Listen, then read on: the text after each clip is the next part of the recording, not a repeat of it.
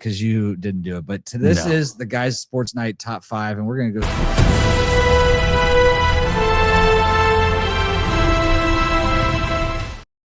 All right, so my top 5, since Ed was not prepared, I just built it as the top 5 sports memories as a kid. I can still rip it. There's still memories. Let's see what you rip. But all right, mine are pretty specific. And they're like not only memories because of what happened, but also the time of my life that they happened. Now, are you just going off of moments of you playing sports, or are you talking just about sports in general? Okay, these are all like pro sports memories. Like okay, memories I got one that isn't pro sports. That's fine. 1993 Bulls championship series against Phoenix. It was -5. We were moving from California to Ohio. And I remember being at, I think it's called Kingsport or Kingsport, I think, Arizona. It's like right over the California border, where we were staying in this hotel for the night, watching that game on like a TV the size of my laptop screen, and my dad telling me to turn it off. And I stayed up that night watching that game, and the Bulls ended up winning that championship. It was awesome. But once again, I was a player fan back then. I was from California, I wasn't a Lakers fan. I was a Michael Jordan fan. Rooting for the Chicago Bulls.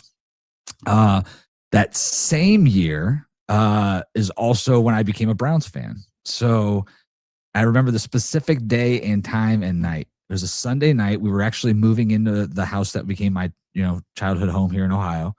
And Sunday Night Football was on the radio, no TV, the radio. And a guy named Eric Metcalf returned 2 punts for touchdowns against the Pittsburgh Steelers on Sunday Night Football, the day that we moved into my house into Ohio, because we stayed with my grandma while we were finding a house or whatever from that summer.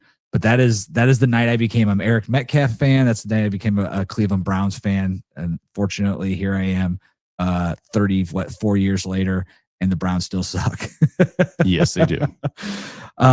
Next one, another Browns memory. The Browns signing Andre Rison, dude. And like, was it 90? I thought I put it down here, 95. I think it was 95. It was when they were favored to actually win the Super Bowl. They went out and bought the best receiver on the market. Didn't come from the Bills? No, Atlanta Falcons. Okay. Highest paid receiver in the history. Want to take a guess at what his contract was? Art Meldell went bankrupt, going bank to bank, borrowing money to pay him. 5 years, $14 million. Highest paid receiver in the NFL.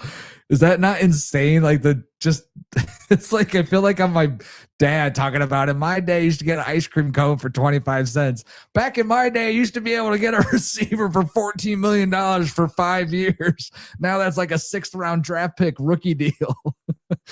Yeah. Next one I got 98 McGwire Sosa home run chase, dude. Before the Bonds home run, that was like the most epic thing. Everybody I know was watching every single game, like highlights every single day to see where those guys were as far as the home run chase goes. And it was like, I mean, it was literally every day one of those guys was jacking a home run. It was awesome. Yeah. Pinnacle of baseball. Should let him go back to using steroids. No. And then last one, 97 World Series. I do remember physically crying at about 16 years old when the Marlins came back and beat Craig us Counsell. in Game 7, dude. Renteria, right? Walk-off? Craig Counsell. Either way. Heartbroken. Jose Mesa. Dimmed us in. The best closer in baseball. Couldn't just get fucking 3 outs. So, yeah, that is my guys' night top 5.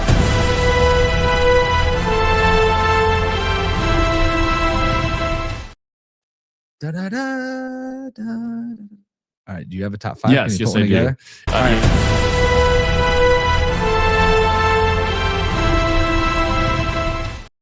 Okay, so top 5. Number 1 of the memories was seeing Irving Santana throw a no-hitter. I was the only no-hitter thrown at Progressive Field when I was younger. Was it called Progressive Field when you were younger? Yes. Wasn't the Jake? I'll still forever call it the Jake. I don't remember if it was at that time or not, but yeah, he threw a no-hitter, and I was in attendance watching that game. Really? It was up until Homer. You were at the game? I was at the game. Dude, that's fucking epic. I was like 5 rows behind the home team dugout. Dude, that's so epic. Yeah, I know. It was sweet.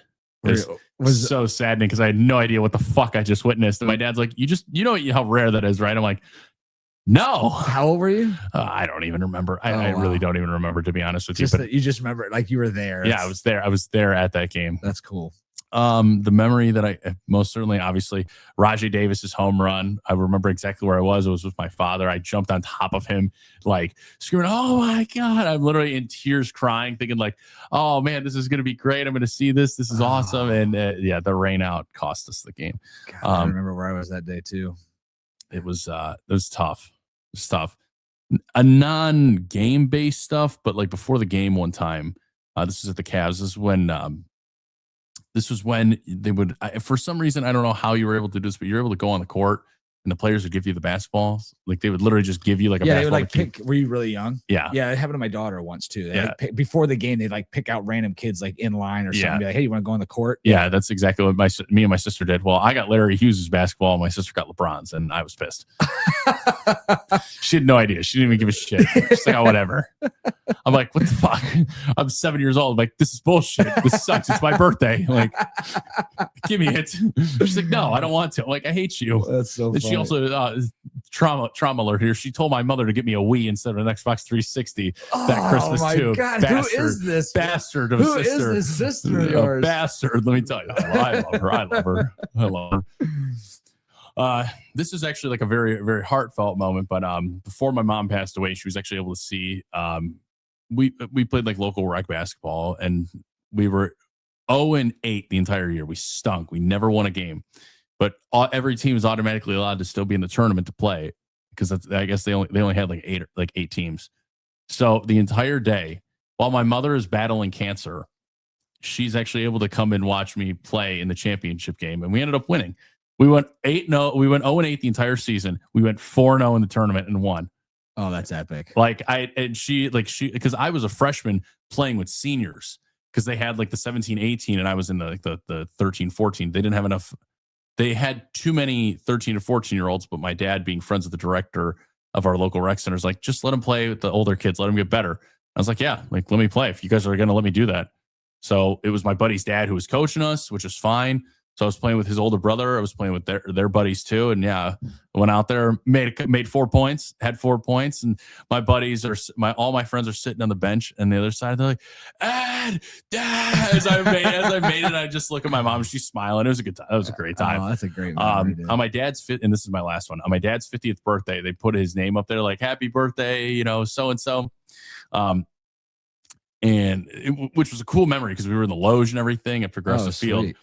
But what was sweet was one of the players, I don't remember vividly, I don't remember the entire memory of it, but one of the players, obviously takes a hack at the ball and it goes foul. Well, my dad just all of a sudden is tracking the ball like he's back in softball and it's flying to the loge. And my dad just goes, just picks it right out of midair with his left hand, snags it, and the crowd is cheering, going nuts. The player takes his hat off and gives him the sign, and I was like, "Holy shit, that was sweet!" I just watched my dad do that. That's awesome. So yeah, just some memories, just some core memories. I know I didn't put like an official list together, but that's great, man. Those are some amazing memories. Of course, the best memories I've ever had are some of them that I get to spend with my dad. Dude, of course, why not? So he's the man. So shout out to my dad. He's the best, and we're gonna have him on the show. So that is tonight's Guys Night Top 5.